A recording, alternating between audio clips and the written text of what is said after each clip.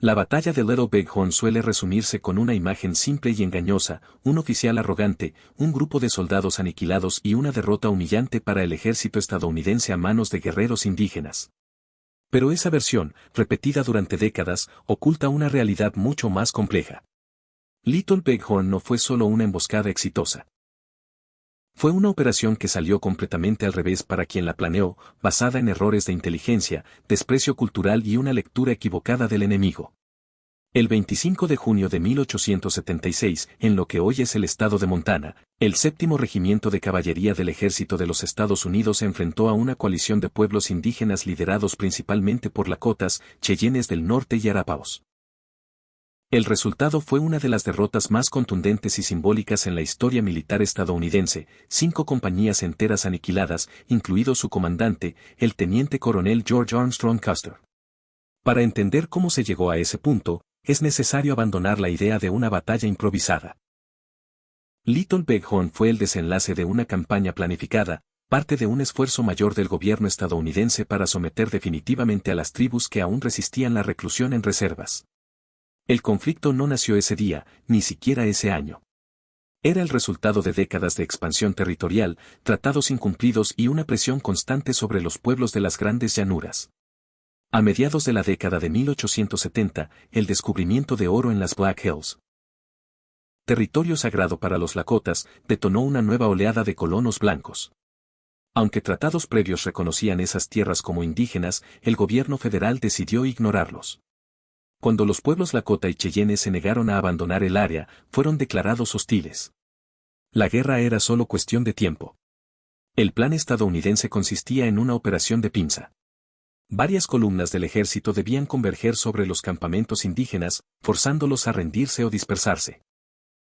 En ese esquema, el 7º de Caballería tenía un papel clave: localizar al enemigo, fijarlo y evitar que escapara hasta que llegaran refuerzos.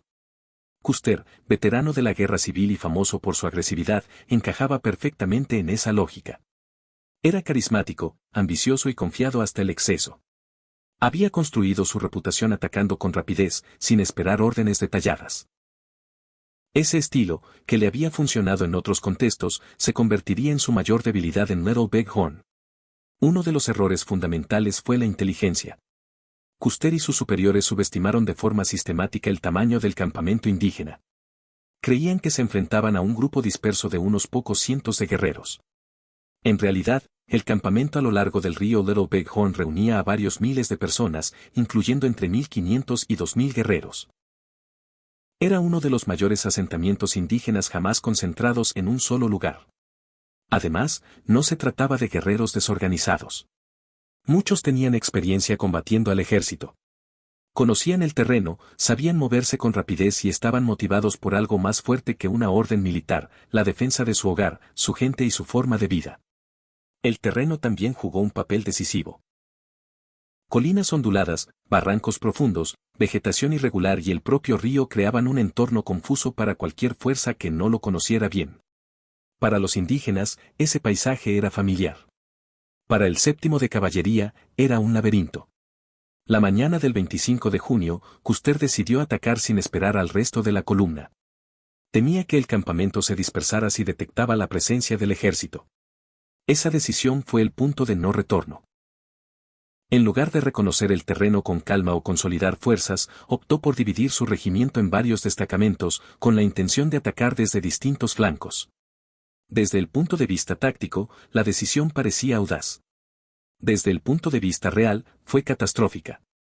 Al fragmentar sus fuerzas, Custer eliminó cualquier posibilidad de apoyo mutuo rápido.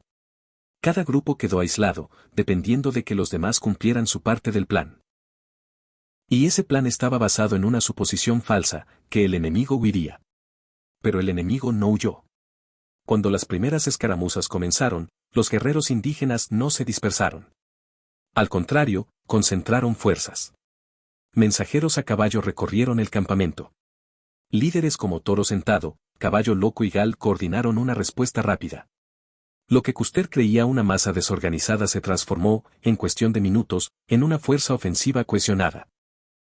Las primeras unidades del 7º que entraron en contacto comenzaron a ser presionadas. El sonido de los disparos, los gritos y el movimiento de cientos de jinetes indígenas alteraron por completo el plan original. El ataque sorpresa se había invertido. Ahora era el ejército el que reaccionaba, no el que imponía el ritmo. Custer, separado del resto de sus hombres, avanzó hacia una serie de colinas con la intención de flanquear el campamento. No sabía, o no quiso aceptar, que estaba avanzando hacia el núcleo de la fuerza enemiga. Para cuando comprendió la magnitud del error, ya era demasiado tarde para retroceder.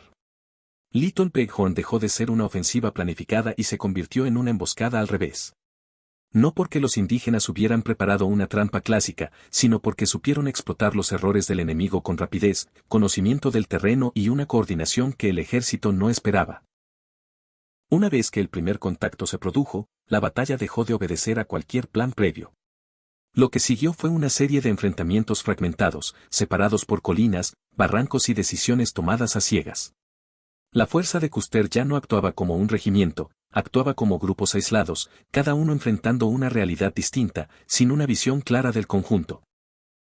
El primer choque serio ocurrió cuando el destacamento del mayor Marcus Reno intentó atacar el extremo sur del campamento indígena. Reno esperaba encontrar resistencia limitada y provocar una retirada. En lugar de eso, se topó con una respuesta inmediata y masiva.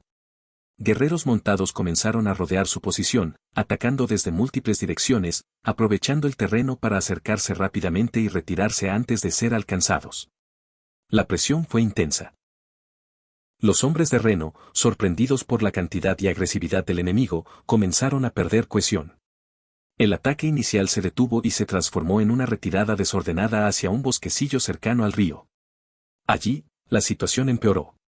El terreno ofrecía poca protección real y los guerreros indígenas seguían aumentando en número. La retirada de Reno cruzando el río Little Bighorn fue caótica. Algunos soldados cayeron bajo fuego enemigo. Otros se ahogaron o perdieron sus armas. La unidad quedó severamente golpeada, tanto física como psicológicamente. Ese fracaso inicial eliminó cualquier posibilidad de que Reno pudiera apoyar a Custer más adelante. Mientras tanto, el capitán Frederick Banting, con otro destacamento, se encontraba aún más alejado. Había recibido órdenes vagas de explorar un área diferente, y cuando comenzó a escuchar disparos a lo lejos, ya era tarde para intervenir de forma decisiva. Las distancias, el terreno y la falta de información clara hicieron imposible una reacción coordinada. Custer, por su parte, avanzaba con 5 compañías hacia el norte, creyendo que el ataque de Reno había fijado al enemigo. Esa suposición fue fatal. En realidad, la mayor parte de los guerreros indígenas se estaba reorganizando rápidamente para enfrentar a la amenaza principal, el grupo de Custer. Lo que ocurrió después no fue una carga frontal ni una matanza inmediata. Fue un cerco progresivo. Los guerreros, montados y a pie, comenzaron a ocupar posiciones dominantes alrededor de las colinas donde Custer intentaba maniobrar. No atacaban todos al mismo tiempo. Presionaban, retrocedían, cortaban rutas de escape y obligaban a los soldados a moverse constantemente, agotándolos. El terreno jugó en contra del 7º de caballería. Las colinas, lejos de ofrecer una posición defensiva clara, creaban puntos muertos y líneas de visión limitadas. Los barrancos permitían a los guerreros acercarse sin ser vistos. El río, que podría haber servido como vía de retirada, se convirtió en una trampa. A medida que la presión aumentaba, los hombres de Custer comenzaron a quedarse sin opciones. La munición se consumía rápidamente. Los caballos, objetivo prioritario para los guerreros, caían uno tras otro, dejando a los soldados a pie, expuestos y sin movilidad. Cada pérdida reducía la capacidad de maniobra y aumentaba la sensación de encierro. Los relatos posteriores, reconstruidos a partir de testimonios indígenas y del análisis del campo de batalla, sugieren que el combate fue intenso y prolongado, no un colapso instantáneo. Hubo resistencia. Hubo intentos de reorganización. Pero cada esfuerzo era respondido con una presión aún mayor desde varios flancos. Los guerreros indígenas, lejos de actuar de forma caótica, demostraron una coordinación notable.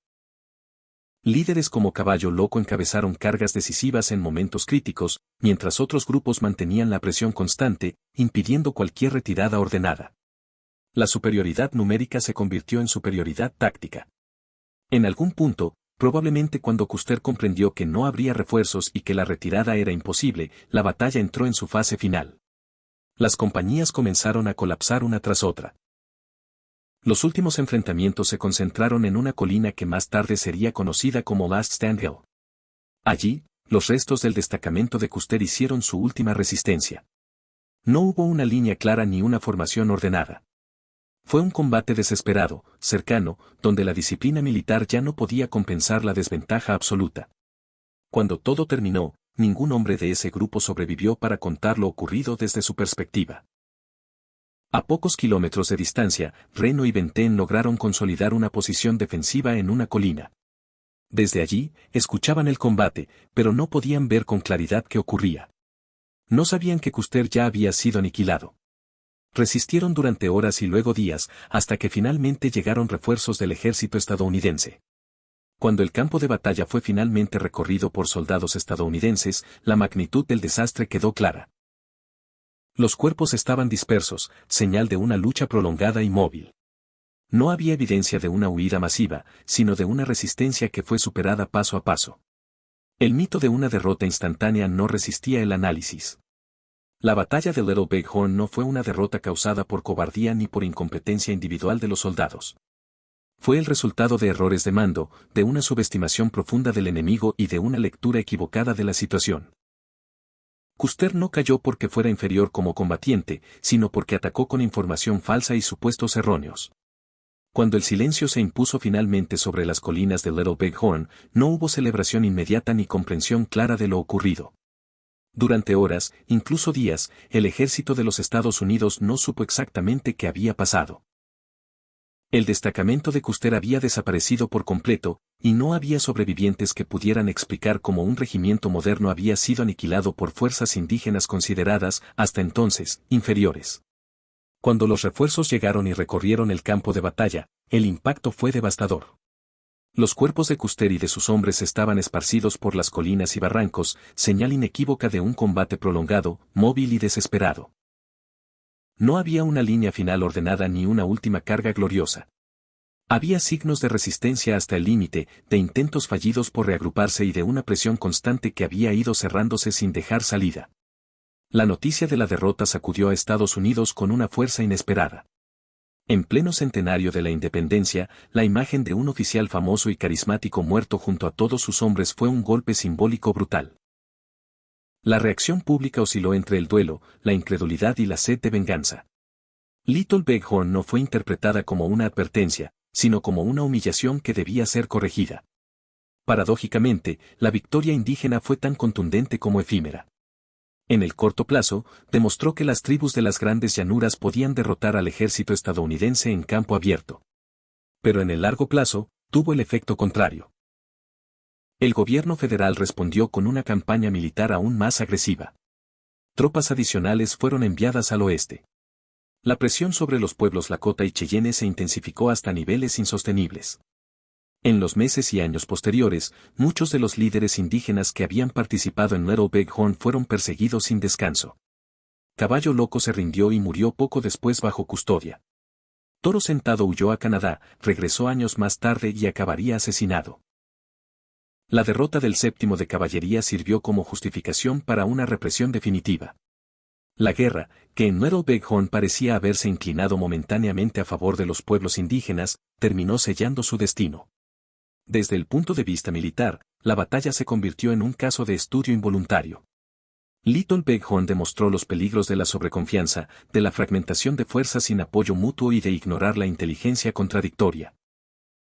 Custer no fue derrotado por inferioridad técnica, sino por una cadena de decisiones basadas en supuestos erróneos, que el enemigo huiría, que el campamento era pequeño, que la iniciativa bastaría para imponerse. Con el paso del tiempo, la figura de Custer fue transformada por la narrativa. Durante décadas, fue presentado como un héroe trágico, caído en una última resistencia noble frente a un enemigo abrumador. Esa versión, promovida en gran parte por la prensa y por intereses políticos, ocultó errores graves y deshumanizó a los vencedores, reduciéndolos a una masa sin rostro. Del lado indígena, la batalla fue recordada de forma distinta. No como una emboscada perfecta, sino como una defensa desesperada que funcionó porque el enemigo cometió errores críticos. No fue magia ni traición. Fue conocimiento del terreno, coordinación rápida y una motivación existencial. proteger a sus familias y su forma de vida. Little Bighorn fue uno de los últimos momentos en que esa resistencia tuvo éxito total. Históricamente, la batalla quedó atrapada entre el mito y la simplificación. O se la presenta como una masacre inevitable, o como una hazaña legendaria. En realidad, fue una derrota construida paso a paso, donde cada decisión equivocada empujó a la siguiente, hasta que ya no hubo margen de corrección. No fue el valor individual lo que decidió el resultado, sino la estructura misma del mando y la lectura del enemigo. En el espíritu de batallas olvidadas, Little Bighorn merece ser recordada no por la muerte de Custer, sino por lo que revela sobre el choque entre dos mundos. Un ejército que avanzaba convencido de su destino manifiesto, y pueblos que luchaban por no desaparecer. La emboscada salió completamente al revés porque quien atacó nunca entendió realmente a quien estaba enfrentando. La ironía final es que Little Bighorn, celebrada brevemente como una victoria indígena, aceleró el proceso que buscaba detener. La derrota del séptimo de caballería no salvó a las naciones de las grandes llanuras. Pero sí dejó una lección histórica incómoda: la superioridad militar no garantiza la victoria cuando se ignora al enemigo. Hoy, esas colinas parecen tranquilas. El río fluye sin memoria aparente. Pero allí ocurrió algo más que una batalla. Allí se demostró que la historia no siempre favorece al más fuerte, pero casi siempre castiga al que subestima. Y en Little Bighorn, esa subestimación fue total y fatal.